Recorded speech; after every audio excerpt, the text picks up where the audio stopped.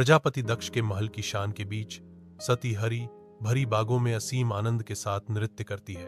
उसकी हंसी गूंजती है, प्राचीन पत्थरों से गूंजती हुई, जब वह हरे भरे स्वर्ग की खोज करती है। दूर से दक्ष अपनी बेटी को देखता है। उसका चेहरा गहरी पितृस्नेह से नरम हो जाता है। राजमहल के बगीचे शांति और सुंदरता का एक आश्रय स्थल, उनकी साझा खुशी के पलों को संजोए हुए। सती अपनी खेल में रुक जाती है। उसकी आंखें अपने पिता को पकड़ती हैं। उनके बीच प्यार और समझ का एक मौन आदान प्रदान होता है। दक्ष धीरे से सिर हिलाता है। उसका दिल गर्व से भर जाता है, क्योंकि वह सती की जीवंत भावना को महल के मैदानों में भरते हुए देखता है। दक्ष एक शानदार यज्ञ का आयोजन करता है, जो दिव्य भव्यता और सांसारिक महत्वाकांक्षा का एक तमाशा है।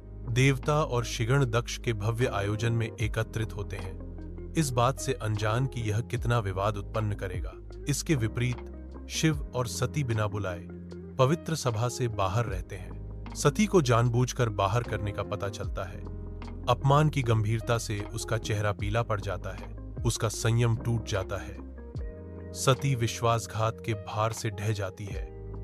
उसकी दुनिया अपनी धुरी पर झुक जाती है। सती के कक्ष में कोमल प्रकाश जटिल नक्काशी पर नृत्य करता है, जबकि सती खड़ी है।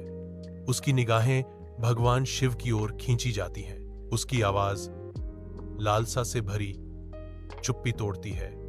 मैं अपने पिता का घर जाना चाहती हूं। शिवा का जवाब कक्ष में गूंजता है, बिना बुलाए जाना उचित नहीं है सती। दृढ़ संकल्प सती की विशेषताओं को कठोर करता है, क्योंकि वह जोर देती है, मुझे जाना होगा। सती बिना बुलाए दक्ष की यज्ञशाला में आती है, जो भव्य सभा के खिलाफ एक अकेली आकृति है।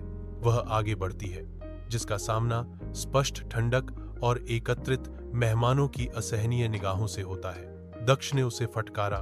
उसकी आवाज अस्वीकृति से तीखी थी। भगवान शिव एक गरीब और आवारा हैं। वह तुम्हारी भक्ति के योग्य नहीं है। सती का चेहरा कठोर हो जाता है। उसकी आंखें अपने पिता के कठोर शब्दों पर अवज्ञा से चमकती हैं। बढ़ते हुए भावुकता से कांपती हुई अपनी आवाज में सती घोषणा करती है, मैं अपने पति का अपमान सुनना सहन नहीं कर सकती। सती के गुस्से से सभा में तनाव छा गया। सबकी निगाहें उस पर टिकी थीं। यज्ञशाला में सती योगिनी को बुलाती है। उसकी आंखें संकल्प से चमक रही हैं।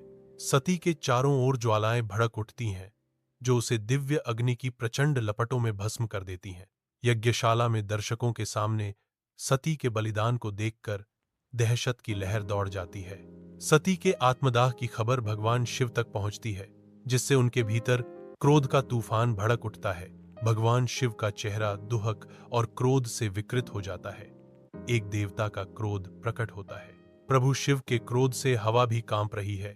स्वर्ग भी उनके गुस्से से कांप रहे हैं। भव्य हिमालय पर्वत में सती का पुनर्जन्म शैलपुत्री के रूप में होता है, जो दिव्य मिलन के लिए नियत है।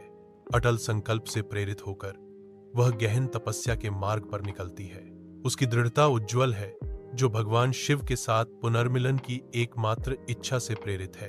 वृषभ पर आरूढ़ वह त्रिशूल और कमल धारण करती है, जो उसकी दिव्य शक्ति और पवित्रता के प्रतीक हैं।